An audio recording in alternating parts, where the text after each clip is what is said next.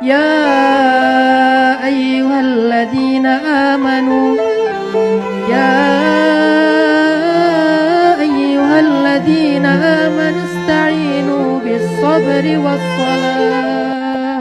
Kalau kita lagi sedih, kalau kita lagi down, kalau kita lagi drop, kalau kita lagi patah hati, kalau kita lagi galau berat, maka ista'inu bis-sabri was-salah. Mintalah pertolongan Allah dengan sabar. Lalu Isra dan Mi'raj. Isra dan Mi'rajnya kita as-salah. Sehingga kalau kita lagi berat hatinya, lagi malas, lagi gak bisa ngapa-ngapain, sholat aja 2 rakaat. Mau sholat syuruk, mau sholat duha, mau sholat tahajud, mau sholat qobliyah, ba'diyah, mau sholat galau gitu kan. Apa sholat galau? Istikharah. Galau milih yang mana? Yang hijabnya hitam atau yang hijabnya putih? Sama-sama berhijab, itu boleh. Tapi kalau yang satu berhijab, yang satu belum berhijab, ini nggak perlu pakai istikharah. Pilihlah yang paling taat kepada Allah Subhanahu Wa Taala. Ustadz, kalau dua-duanya nggak berhijab, nah ini lebih galau lagi nih. Kalau dua-duanya berhijab, galau. Milih yang mana? Yang satu hafal Quran, yang satu lagi hafal hadis. Ya, keren ya. Yang satu hafalnya Al-Fatihah, yang satu hafalnya Innamal a'malu binniyat. Jadi dua-duanya hafal ayat dan hadis, walaupun pembukaannya doang. Intinya teman-teman, pelajaran dari Isra dan Mi'raj yang pertama itu, Nabi itu jatuh patah hatinya bukan karena Khadijah meninggalkan beliau, tapi karena Khadijah wafat. Kalau kita mungkin patah hatinya ditinggalin, ditikung. Ini kata-katanya berat, ditikung gitu kan. Kata-kata yang membuat gimana gitu, Ustaz? Mengenang sesuatu Kak Buni. Yang menyakitkan gitu. Wah, luar biasa. Pernah berarti Kak Buni? Dulu. Jadi kayak ditinggalin. Jangankan ditinggalin orang yang kita sayangin ya, ditinggalin grup aja itu berat loh. Bukan live group, di live sama grup. Teman-teman pernah live group? Pernah. Nah, pernah nggak di live sama grup? Di live sama grup tuh gini, grupnya tiba-tiba sepi, ternyata mereka bikin grup baru di sebelah. Kita doang yang nggak dimasukin gitu kan.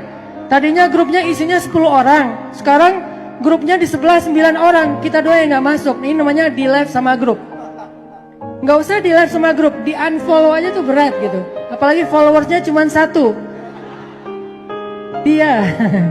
Terus di unfollow, akhirnya kita pakai akun palsu biar bisa stalking gitu.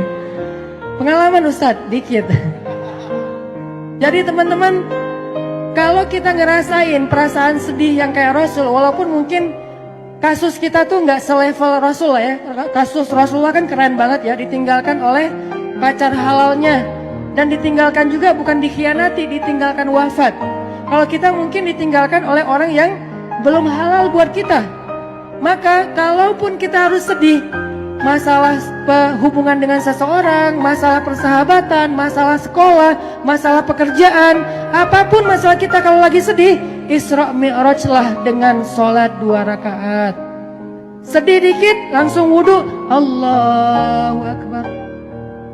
Ketika kita sholat, kita bisa curhat sama Allah. Apa curhat kita yang lagi sakit hati di dalam sholat teman-teman? Apa doa sakit hati di dalam sholat?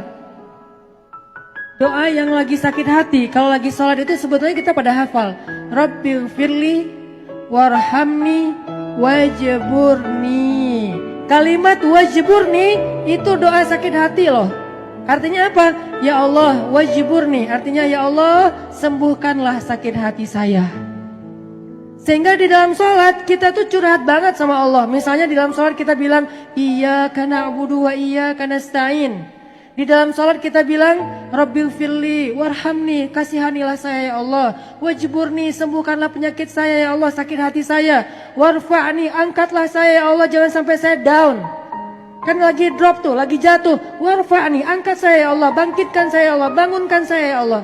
Warfa'ni, warzukni, beri saya ganti yang lebih baik ya Allah. Wahdini, beri saya petunjuk harus gimana ya Allah. Wa'afini, ya Allah kuatkan saya ya Allah, maafkan saya ya Allah dan atas kesalahan saya. Jadi kita tuh kalau lagi sholat tuh sebetulnya lagi kayak curhat gitu sama Allah. Sehingga oleh Nabi ketika Isra dan Mi'raj adalah membawa pulang sholat 5 waktu. Dan sholat 5 waktu itulah Isra Mi'rajnya umat Nabi Muhammad Sallallahu Alaihi Wasallam. Itu poin pertama teman-teman. Jadi kalau sekarang kita udah nggak ada alasan lagi buat kayak galau berlarut-larut, apalagi sampai kayak misalnya nggak ngapa-ngapain, sampai kita misalnya jadi menyakiti diri sendiri. Kadang ada orang saking galaunya kayak pengen bunuh diri gitu kan ya. Kayak di Jepang tuh, bunuh diri jadi hobi. Jadi kayak kalau kayak bete dikit, gua bete terus mau bunuh diri Jadi bunuh diri itu kayak bete dikit bunuh diri. Terus di sana tuh sampai ada di Jepang itu bunuh diri online. Jasa bunuh diri online. Jadi kita bisa pesan mau bunuh diri dengan cara apa? Dengan cara kayak diracun, dengan cara dengan dicekek, dengan cara diputusin. Nah itu paling berat tuh. Dengan cara misalnya kayak disamperin mantan tapi dia udah berdua sama pasangan halalnya gitu kan ya. Ini lebih berat lagi gitu. Artinya di sana tuh bunuh diri tuh jadi hobi teman-teman. Kenapa? Karena mereka tuh nggak tahu sholat. Mereka tuh nggak bisa Isra Mi'raj ketemu Allah. Padahal sholat itu untuk orang beriman itu ketemu Allah. Makanya Nabi mengatakan beribadahlah kepada Allah, anta'budallah ka'annaka tarah, fa illam takun tarah fa innahu yarak. Sembahlah Allah seolah-olah kalian melihat Allah. Kalau kalian nggak bisa ngerasain melihat Allah, yakinlah Allah melihat kalian. Ini pentingnya sholat nih teman-teman. Dan di antara 5 waktu sholat, ternyata sholat yang Allah Subhanahu Wa Taala langsung mendengar bacaan kita dari jarak dekat. Sholat apa? Sholat subuh. Allah itu langsung melihat kita dari jarak dekat. Kenapa jarak dekat? Karena sepertiga malam terakhir Allah itu turun ke langit dunia. Sepertiga malam terakhir Allah itu turun ke langit dunia. Lalu Allah bertanya kepada hambanya, ya ibadi, wahai hamba-hambaku, hal min dhi hajah. Apakah kalian punya masalah? Apakah kamu punya masalah? Sini aku selesaikan masalah kamu. Ya ibadi, hal min taib. Wahai hamba-hambaku, apakah kalian punya dosa? Sini aku ampuni dosa-dosa kalian. Sehingga sholat 5 waktu yang paling tinggi derajatnya di sisi Allah adalah sholat subuh. Sholatnya paling sedikit, cuma 2 rakaat. Tetapi dia paling tinggi derajatnya. Kenapa? Karena sholat subuh inilah sholat ketika Allah Subhanahu Wa Taala mendengar curhat kita dari jarak paling dekat. Jadi siapapun yang punya masalah, maka solusinya adalah sholat subuh.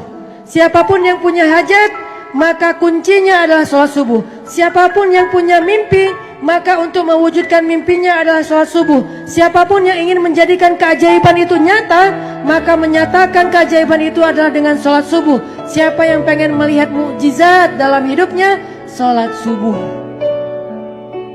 Kemudian sholat yang lain-lainnya. Tapi nomor 1, sholat subuh. Kalau sholat subuhnya udah mampu, insya Allah sholat yang lain semuanya ringan. Ini pentingnya sholat sebagai oleh-oleh Isra dan Mi'raj. Ista'inu bis sabri was sholat.